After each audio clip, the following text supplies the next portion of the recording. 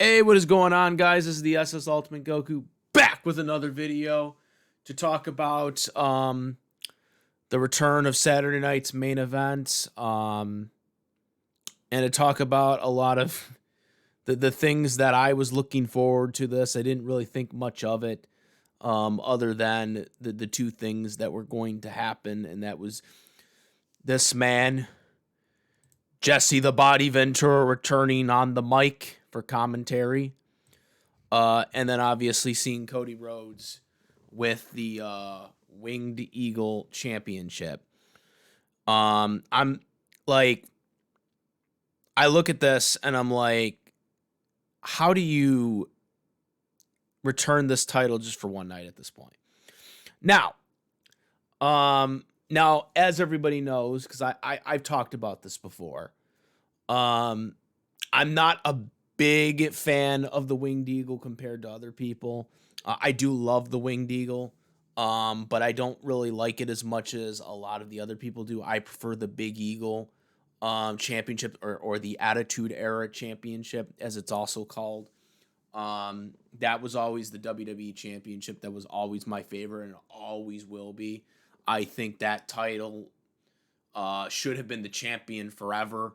Like that was such a beautiful big title. You knew you were the champion when you were when you had that title. You guys got Austin, Undertaker, Kane, Rock, Triple H, you know, all those Attitude Era stars wearing that title. And that title to me, had the size. It was beautiful because it was basically the Winged Eagle but bigger, which is what I thought it should be, and that was always my biggest issue with the Winged Eagle. The Winged Eagle title was overrated to me. I've said this before. The reason why I always thought the Winged Eagle was overrated was because the title was too big. It's not big. I'm sorry. It's too small. It was too small of a title. You know what I'm saying? The design was great. I always loved the design. But the title was too small. It was the same size as the Intercontinental Championship. And that always bugged me. Because when you got guys like Shawn, Macho Man, the greatest wrestler of all time, my favorite, Randy Macho Man Savage still will be my favorite wrestler until the day I die. Ooh, yeah. Macho Man, Shawn Michaels, Bob Backlund even. Bret Hart. When those guys wore those titles, it looked right. It looked beautiful, just like it looks beautiful on Cody. But when guys like Diesel, Yokozuna, Andre the Giant, even Hulk Hogan didn't really look good on it. Then again, that could be just biased on my part because Hulk Hogan trashed the title and said it was a toy. Yes, that actually happened. But anyways, when those guys wore those titles, I always felt the title looked too small on them. Like, it didn't look right to me when bigger guys were holding that title. It just looked like a pipsqueak thing. But looking at this title, now, for anybody that doesn't know, this obviously was not the same title that was retired in 1998. Yes, it's the same design, obviously, and whatnot, but it's obviously been redone. Still all the same placements and same metal design and stuff like that. But obviously they had to change the scratch logo because obviously the WWF logo when the Winged Eagle title was around, it's no longer WWF, it's WWE now. So obviously they had to make a new title of the Winged Eagle title, but just make it the same way as it was before. Just with the new WWE scratch logo because that was not around during the time when the Winged Eagle was, was the championship title. It was the WWF.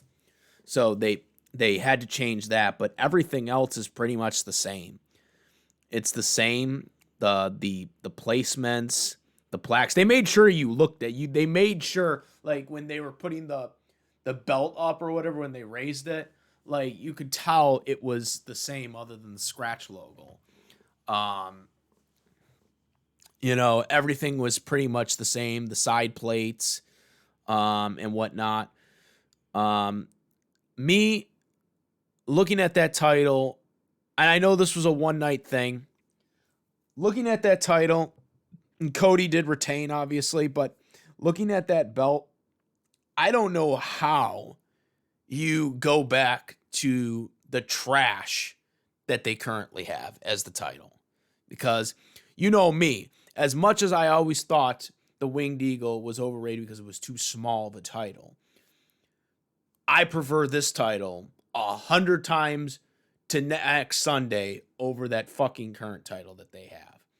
Any of them, the Universal, like the WW logo, I like hate with a passion. The WW, like anything with the WW logo, I don't like. I love the globe in the middle. I like the eagle. I always have been a fan of those designs when it comes to the belts.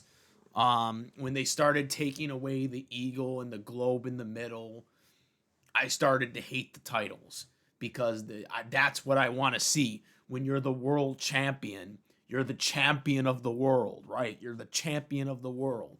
So the title, my criteria for the world title belts is always that it has to have a globe in the middle.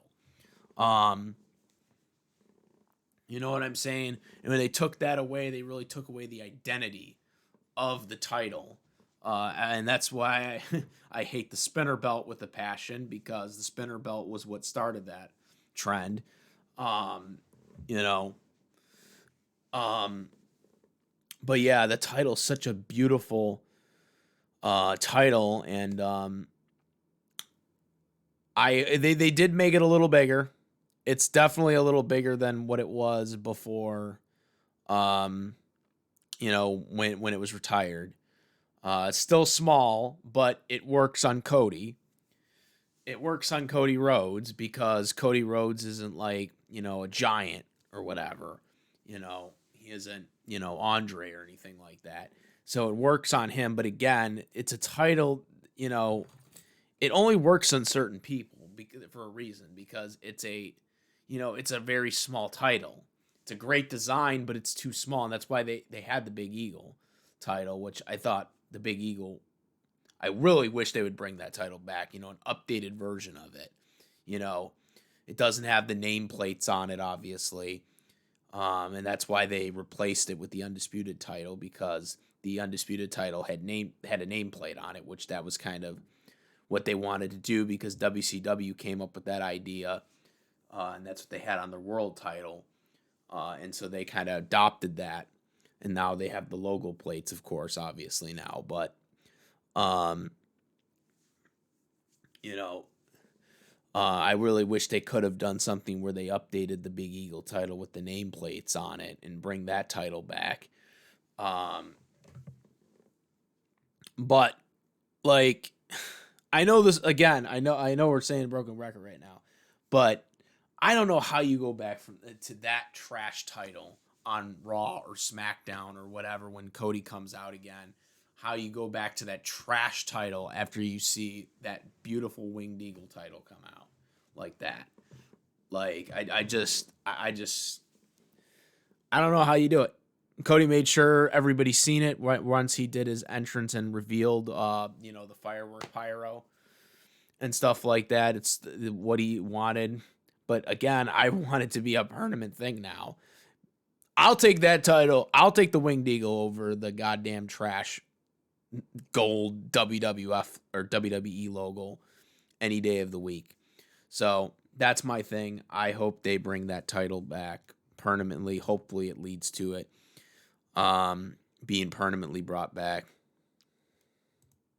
Now getting to Jesse The Body Ventura, who only unfortunately did commentary for the Cody Rhodes Kevin Owens match. He did do an opening segment with one of the other commentators, or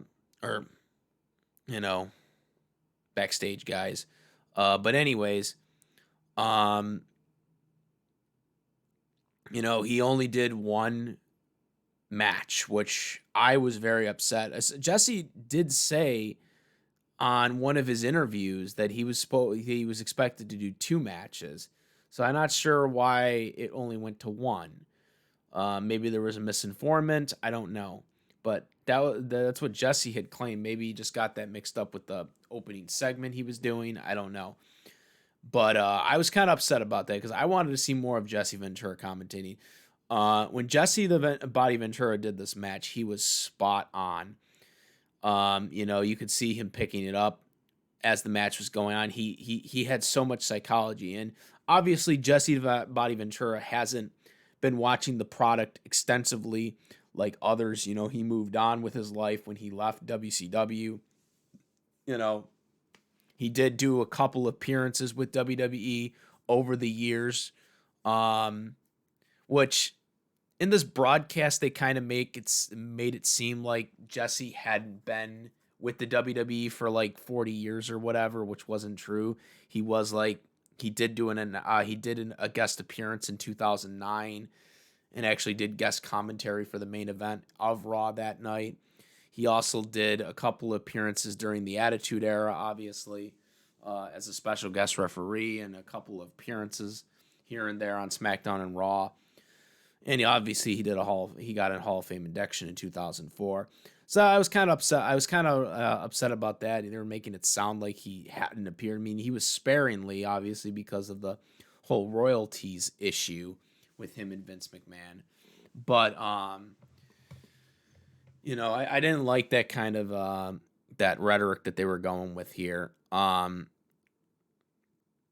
But Ventura was spot on in commentary. He did what he normally does, and he was a heel. And I knew he was going to be a heel. But for people that didn't know or hadn't heard his commentary, Jesse the Body Ventura is always a heel. He always sides with the villain wrestler, no matter what. If it's babyface versus babyface, he tries to, mix it up with both the baby faces and try to say, well, why isn't this guy doing this to this guy? Take advantage of it. That was kind of what he did with Ultimate Warrior and Hulk Hogan in WrestleMania 6 when it was babyface versus babyface. But if it's a traditional heel versus babyface program, he always sides with the heel. So he sided with Kevin Owens. He was praising Kevin Owens. He was saying Kevin Owens was right. He basically, said that, Cody's a cheater because he used the chair, and Kevin never actually used the chair, even though he tried to use it but failed. He was spot on everything. He was the highlight.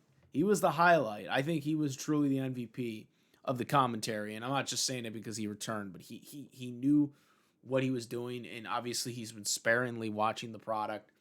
He had to get up to speed with everything that was going on with Kevin Owens, so he could, commentate good in knowing what Kevin Owens has gone through, obviously, for the psychology of this match, and he was spot on with it. I'd really like to see him commentate more. I know he's not going to be a full-time commentator anymore and stuff like that, but I'd really like to see Ventura commentate more matches, because you can tell he knows what he's he knows what he's doing. He's spot on with it, and he hasn't been doing it for a long time. So I really like it. I thought the combination was pretty good, because obviously Michael Cole, is going to be what Michael Cole is, just a regular commentator, not really being biased towards anything, unlike his terrible heel character he tried to do when he was simping for Miz back then.